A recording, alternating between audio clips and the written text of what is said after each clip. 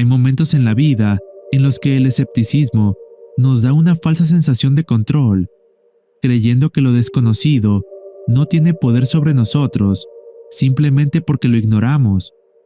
Pero, ¿qué ocurre cuando esos misterios comienzan a manifestarse? ¿Qué sucede cuando lo que creemos que es un simple juego se convierte en una realidad que desafía nuestra lógica?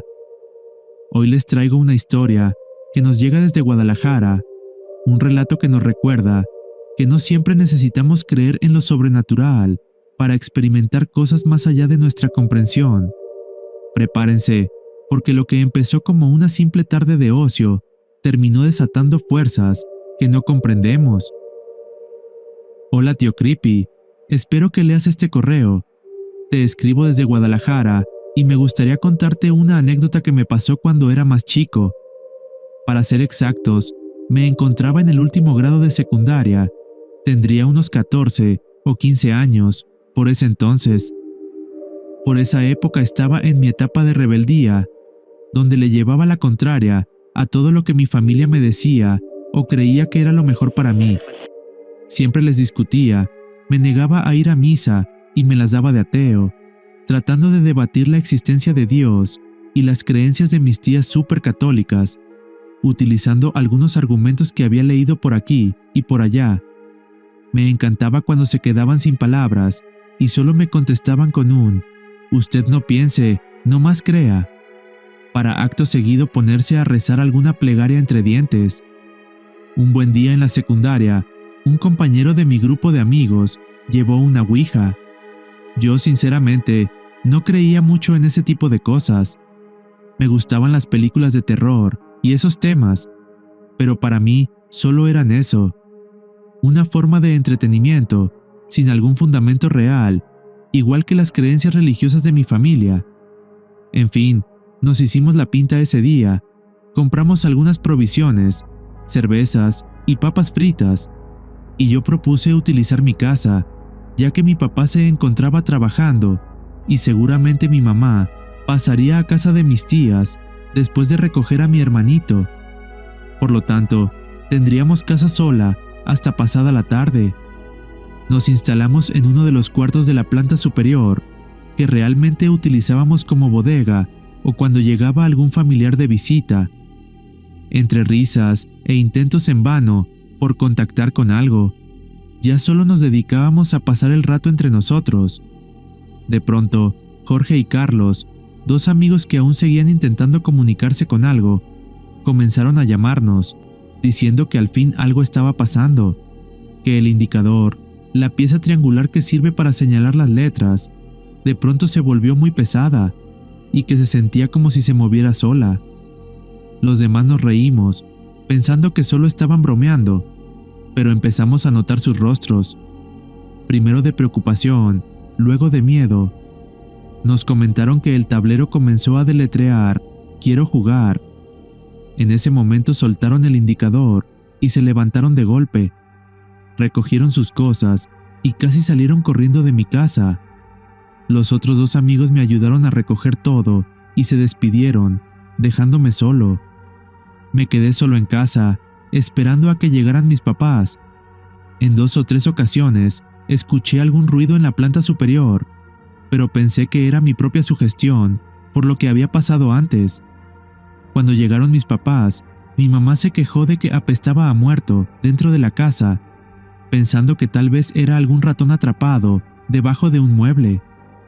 Buscó y buscó la fuente del olor, pero no encontró nada.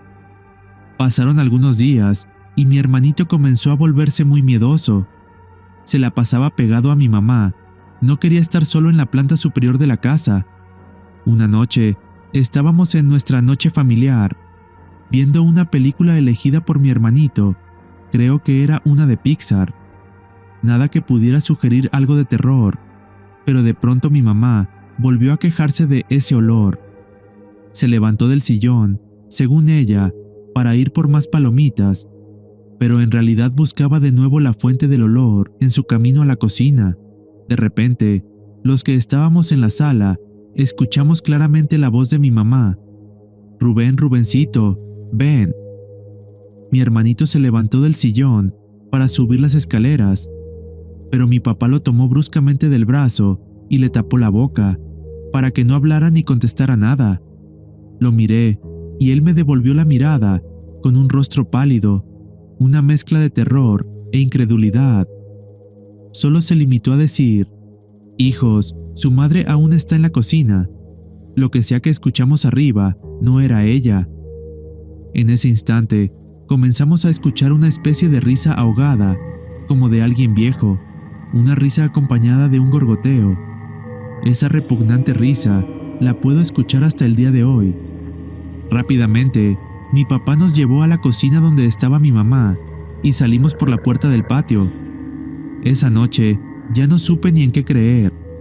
Mis padres llamaron a la policía solo para asegurarse de que no hubiera algún intruso, aunque creo que en el fondo sabían que no se trataba de ningún ladrón.